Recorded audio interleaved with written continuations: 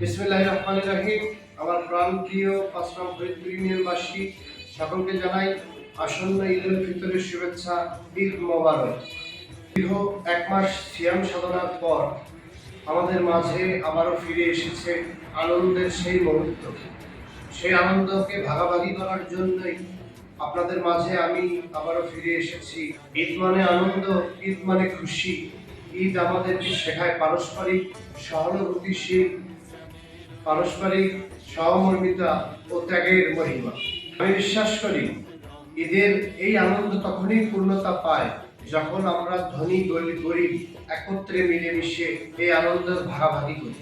আমার প্রিয় এলাকাবাসী, ঈদের এই পবিত্র দিনে আমি আপনাদের কাছে দোয়া ও সমর্থন প্রত্যাশী। আগামীতে আপনাদের পাশে থেকে সুখে দুঃখে কাজ করে যেতে পারি। আসুন হিংসা বিদ্বেষ ভুলে একে অপরের হাতে হাত কাঁধে কাঁধ রেখে আমরা নতুন একটি সমৃদ্ধশালী ইউনিয়ন গড়ি। বিশেষে আপনাদের সকলের সুস্বাস্থ্য ও দীর্ঘায়ু কামনা করছি। অসহায় ও দুস্থ মানুষের পাশে দাঁড়িয়ে ঈদের আনন্দকে ভাগাভাগি করে নিন।